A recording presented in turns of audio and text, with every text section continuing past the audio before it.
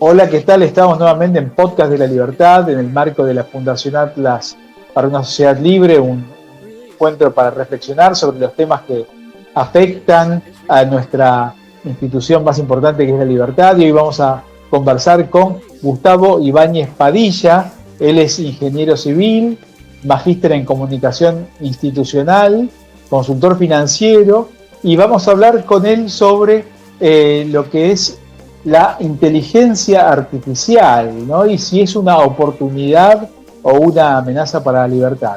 ¿Cómo estás, Gustavo? Muchas gracias por la posibilidad de hablar con vos. Muchas gracias, Martín, por la invitación. Siempre es un gusto tener estos diálogos que la verdad que uno aprende, ¿no? Más de difundir, también aprende mucho. Bueno, muchas gracias a vos por las ganas de estar con nosotros y hablar en el marco de Atlas. Y te preguntamos, estamos todos hablando y viviendo y disfrutando y con temores respecto de la inteligencia artificial y decimos, bueno, ¿es realmente una oportunidad para la libertad, una amenaza? ¿Cómo lo ves vos en términos generales? Yo creo que ambas cosas, ¿no? La inteligencia artificial es una herramienta. Como toda herramienta se puede usar para el bien y para el mal, ¿no es cierto? Un cuchillo Tramontina, esos que tenemos en la cocina, es un instrumento que uno usa para comer, pero también es una de las armas más usadas para matar, ¿no? Porque generalmente en los problemas domésticos se usa un cuchillo Tramontina, valga que estemos haciendo un poco de propaganda. Con la inteligencia artificial pasa lo mismo. La diferencia que yo veo, y quizás coincidís conmigo, es una cuestión quizás de escala, ¿no? De magnitud. Es una herramienta muy potente, es una herramienta que avanza muy rápido. Uno usa ChatGPT, Gemini o cualquiera de las que hay y después la usa 2 meses después y nota grandes diferencias. Entonces, da un poquito de temor, ¿no? Y creo que como todo, plantea oportunidades, pero también plantea amenazas. Y a la libertad, por supuesto. Y te pregunto sobre los incrementos de la productividad, ¿no? Derivados de este cambio tecnológico, que son exponenciales, ¿no? Porque son incrementos de la productividad que habilitan otros incrementos de la productividad y vemos los cambios semana a semana, día a día, ¿no? Realmente ha cambiado nuestra vida en los últimos 2 años, por ejemplo, al respecto. Si esto es realmente así. Es así, en general, con todos los avances tecnológicos ha pasado, el crecimiento es exponencial. Entonces uno va comparando lo que fue, por ejemplo, la imprenta, la máquina de vapor, después la introducción de motores a combustión interna. Distintos avances fueron generando mejoras, aumentos de productividad, crecimientos, pero cada vez más grandes y cada vez más rápidos. El problema que yo le veo a la inteligencia artificial es que es tanta la velocidad que ya la sociedad no tiene el tiempo de adaptarse como pasaba en otras épocas. Si ustedes se acuerdan, los primeros tractores que había acá en el campo eran unos mamotretos gigantescos, toscos, con problemas. Entonces, claro, reemplazar a los caballos, a los bueyes, a la gente, fue un proceso de a poco. Pero esto de la inteligencia artificial está pasando a una velocidad espeluznante. Además, un chico que nunca usó nada, lo sentás, le explicás 2 cosas y ya la está usando. O sea, son de implementación mucho más rápida que otras. Y además, gratuita, porque por supuesto que hay versiones pagas, pero la gente dispone en su gran mayoría de versiones gratuitas. Entonces empieza a haber un tema de desplazamiento laboral, como pasa con toda tecnología, reemplaza a alguien si no nos serviría. Y el problema es cómo hace esa gente que es desplazada para reinsertarse en el mercado laboral. Es un problema. Sí, y vinculado a lo que vos estás comentando, no sé si se puede comprender el fenómeno de la competencia Estados Unidos-China en este marco, ¿no? Un Estados Unidos cansado, endeudado, lento, con baja productividad en términos generales, salvo en los sectores tecnológicos, pero aparece una China, entre comillas, de la nada, no es de la nada, no aclaro, pero con una productividad impresionante y está sacudiendo el mercado, ¿no? Sí, No creo que esté lento Estados Unidos, porque la inteligencia artificial en realidad nace... Perdón, Gustavo, se cayó tu imagen, no se te ve la imagen, sí, ya lo reconectamos.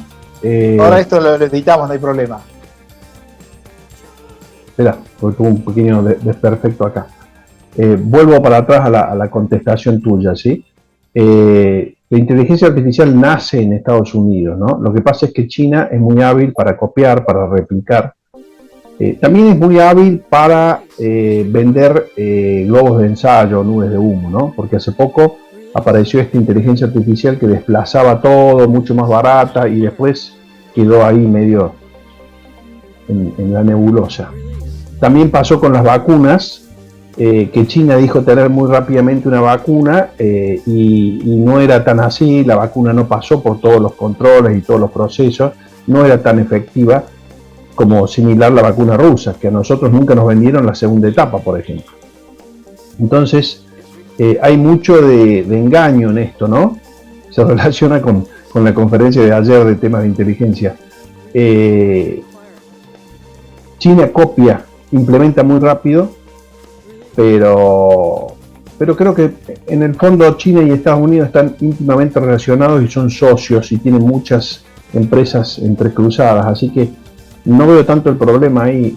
El problema de la inteligencia artificial hoy, por lo menos lo que hoy yo le estoy prestando atención, va más al cambio que impacta en la sociedad, ¿no? Y eso puede afectar a la libertad, porque estamos viendo esto que también lo planteaba el Foro Económico Mundial y lo planteaba esto de Industria 4.0 y este nuevo mundo que no vamos a tener nada y seremos felices. Viene un poco a esto, ¿no? O sea, ya hay gente que se ha dado cuenta que no necesitamos tantas personas. Antes el mercado necesitaba gente, necesitaba obreros para que produzcan y necesitaba gente para que consuma. Hoy los plutócratas, ¿no? Los grandes millonarios, los fondos de inversión, los propios países se han dado cuenta que ya no necesitan tanto las personas. Entonces, bueno, las élites siempre sabemos que están ahí, van a disfrutar de los beneficios. El problema es los que están abajo. Y a mí me gusta mucho esto porque las películas de ciencia ficción y la literatura siempre anticipó esto. Si vos ves, hay una película muy buena que se llama Soylent Verde, que era con Charlton Heston, creo, que en castellano era Cuando el destino nos alcance. Y era una masa de gente que comía unas galletitas que eran de soja. Mirá vos lo avanzada que era la película en esa época. Y por supuesto había un grupo que vivía aislado, que eran los ricos, que tenían todo, la comida, carne, huevos. Y fíjate cómo ahora en Europa están hablando de que hay que comer gusanos, que no hay que comer carne, ¿no? Está todo como relacionado. Si la inteligencia artificial desplaza tantos puestos de trabajo, ¿qué va a pasar con esa gente? Ahí te inventan esto de la renta universal, pero es una vida de subsistencia, ¿no es cierto? Y es complejo porque nosotros los que tenemos ideas de la libertad, ya no sabemos si decir liberales, libertarios o qué, porque están tan manoseados los términos, pero uno pensaba que el sistema siempre se autorregulaba. Y estamos entrando en algo que yo no sé qué tanto se va a autorregular, porque las grandes empresas ya están empezando a despedir gente. No sé si has visto noticias, despidos de 15.000, 20.000 personas, o crecen sin incorporar nueva gente, ¿no? Y el otro punto que a mí me parece que ha sorprendido a muchos es que los puestos desplazados no son los de más abajo. No es el barrendero, no es un sector medio y también más alto, ¿no? Por ejemplo, la producción intelectual. En Hollywood hay una crisis entre los guionistas. Han hecho varias huelgas, porque hoy vos le decís a la inteligencia artificial, haceme un argumento similar a En busca del arca perdida, pero que sea una continuación, que hable de este tema, y te hace una película muy parecida a la otra, ¿no? Sí, le decís a ChatGPT, por ejemplo, haceme un cuento de un caballo alado que vive en Marte y que mañana vuela a otra galaxia, y al instante te lo cuenta. Claro, y vos le podés decir el estilo, que te lo haga como tal escritor, Y otro tema curioso es que la calidad es parecida, porque acuérdate que mucha gente, hay creativos, gente espectacular, por ejemplo Chesterton para mí es un escritor genial, escribe cosas que uno no entiende cómo se le pueden llegar a ocurrir, pero los escritores medios es un copiar y pegar, ¿no? Borges decía que los escritores lo único que hacen es acomodar bibliotecas, agarran libros que ya están y los acomodan, los editan, ¿no? Entonces, eso es lo que reemplaza a ChatGPT. Siempre va a haber un creativo, pero con muy poquitos creativos te alcanza. El tema es la masa. ¿Qué va a pasar con eso? Claro, y te consulto para ir cerrando ya, a ver si este proceso es equiparable al que vivió el mundo y la Argentina en la segunda mitad del siglo XIX, ¿no? Primera década del XX, de, digamos, una revolución industrial avanzada, el barco a vapor, los frigoríficos, los puertos, los ferrocarriles, innovaciones que dieron vuelta al estilo de vida hasta el momento y que generaron mejoras en algunos indicadores como esperanza de vida, por ejemplo, ingreso por habitante, etcétera, ¿no? Sí, mejoras va a generar, esto es similar a eso, como todo avance tecnológico, pero aumentado en magnitud, ¿sí? Y en un periodo de tiempo mucho más corto. Entonces, mejoras hay, vos por ejemplo si te vas a atender, por ahí tenés capacidades que antes no estaban, pero como digo, a la gente que reemplaza es tan rápido el proceso que esa gente se va a ver en problemas. No todo el mundo le va a pasar lo mismo. Hay gente que va a disfrutar y usar las herramientas y aumentar su productividad. Por ejemplo, un estudio de abogados que tenías el abogado principal y varios abogados junior, por ahí reemplaza y con un solo abogado hace lo que antes necesitaba 10. Ese tipo dice es fantástico, es una herramienta espectacular. La pregunta es qué pasa con esos otros 9. Los 9 juniors. Y hace poco salió un artículo interesante que comentaba que el reemplazo se está dando en esos niveles, ¿no? En una consultora, por ejemplo, en los niveles junior. ¿Y cuál es el problema? Que la gente aprende empezando como junior, ¿no es cierto? Empezando, haciendo las tareas repetitivas, más comunes, pero eso va haciendo una escuela y uno va creciendo. Si eso lo reemplaza la inteligencia artificial, ¿cómo se va a capacitar esa gente? ¿No? Creo que es un gran desafío. Es un gran desafío, es un arma muy potente. Como toda arma, como todo instrumento, tenés que tener cuidado. Una motosierra, si vos te pones a cortar solo en tu casa con un árbol, te puedes cortar un brazo. Da contra algo duro, salta y te corta un brazo.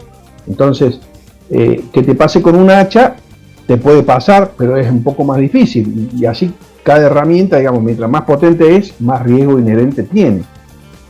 Pero bueno, vamos a vivir tiempos interesantes. Decían, los chinos tenían una maldición que era ojalá te toque vivir épocas interesantes.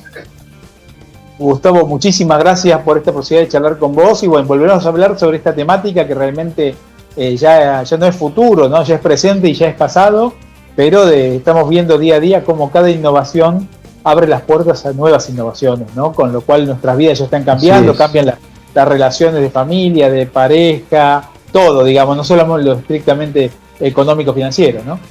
Sí, y nos tenemos que adaptar y tratar de rescatar lo bueno y minimizar lo malo, como en todo. Bueno, gracias Martín por la invitación. Un fuerte abrazo, muchas gracias.